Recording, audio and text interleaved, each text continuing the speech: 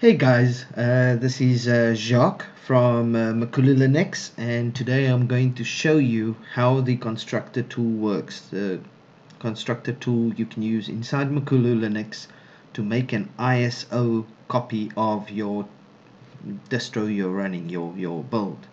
So after you've installed it, you've set it up exactly the way you want it, and now you want to make a copy into an ISO file that you can reinstall at any point in time on the same computer on the same computer or on a different computer, then this is how you would do it. Okay, so quite easily you would go to administration, you would look for MakuluLinux, you would fire up Makulu Constructor, and once you have the box open, it clearly tells you here the Constructor tool will make a one-to-one clone of your system as is and compile it into an ISO file which can be used to install on a new computer. This in a nutshell allows you to respin Makulu for personal or other use. Very important. Please use the backup tool below to back up your home directory before you run Constructor. If you are unsure how the Constructor works, please see the video below. This is the video you're currently watching. Once the backup is made, you can run Constructor. Remember to remove the install icon from the desktop after Constructor completes. Okay, so the first thing we're going to do is run the backup. Okay, it pops up a little box, and in the box it says that it shows a maximum of 7 users. These are existing users on your system.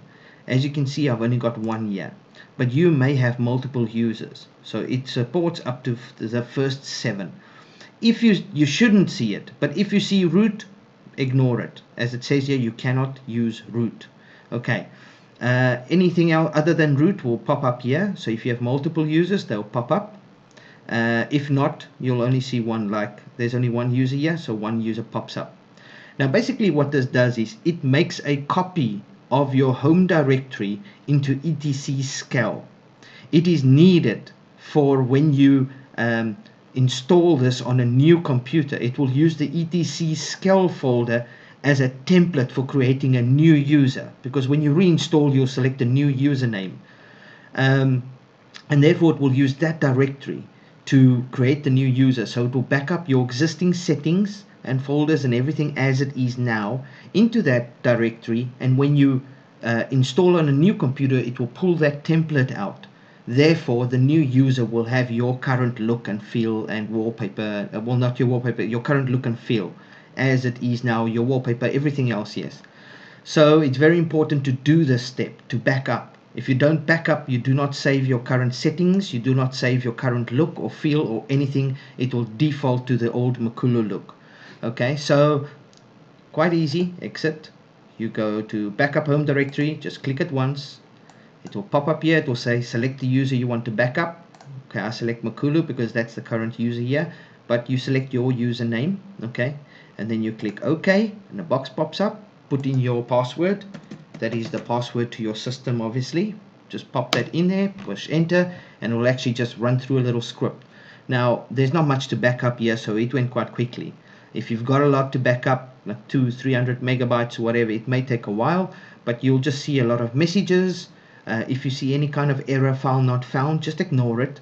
That little box basically just checks for certain folders, for certain desktop environments, and if not found, it just says cannot find, so ignore those.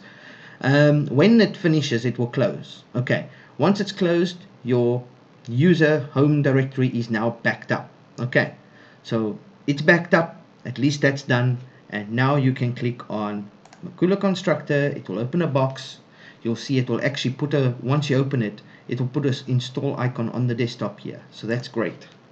Now you put in your password, it will go through this little check to see that the bootloaders and everything on the system is fine. There we go, and you can either scroll down on this, read that info if you want. Once you're done, you press Q, and here you get to your menu. Okay, now the only thing you really need on this menu is number 1. If you want to create a snapshot, an ISO file, just number 1. If you're an advanced user, you should know what the others are. If you are not, you just push 1, you push enter, and it will ask you what distro name you want to use. If you want to use the default MakuluLinux, that's fine. If not, you can use something else. You can type XXX or whatever, and you hit enter, and it will say running update DB and building. It should go to the next building screen now. There we go, building file list. And once you get that stage, just let it run. It will run. And this could take a while. This could take anything from 30 minutes to 2 hours. It really just depends on your system specs, what kind of CPU power you have, how many cores you have, how much RAM you have, you know, blah blah blah blah, what your hard drive speed's like. So it runs, it's different for each computer. Some computers will be fast, some not so fast. But as you see, it will now actually compress, copy all the files, compress them, put them into ISO. So this system, just let it run. Once this process is finished, this window will automatically close. So you'll find yourself back at the constructor screen. When that happens, you can just close the constructor screen and delete the icon over here. There'll be a desktop icon. You can obviously delete that, and you will find your ISO in home snapshot. So the ISO will be here, home snapshot. This is where the ISO gets put. Okay, so that's pretty easy. Home snapshot, the ISO gets put into that directory, and that's it. That's really how easy it is. You run backup. After backup, you run constructor. Q to go past the first screen, press 1, enter, put in your distro name or leave a default, enter, and that's it. Really easy. When you finish, close here, delete, and find your ISO in home, file system, home, snapshot. Okay, the working directory, that's currently where all the files are being built at the moment. So you'll see there's a lot of files going in there. Once done, you can delete that if you want. But home snapshot, this is where your ISO will be. Okay, and you can then just put that ISO onto USB, use Rufus or Unit Booten or whatever. Some of them work well, some don't work, so you'll have to experiment with that. Some USB drives work well, some don't. You'll have to experiment with that as well. But yeah, it's that easy. Done. Okay, so that was my little tutorial for the day. Cheers.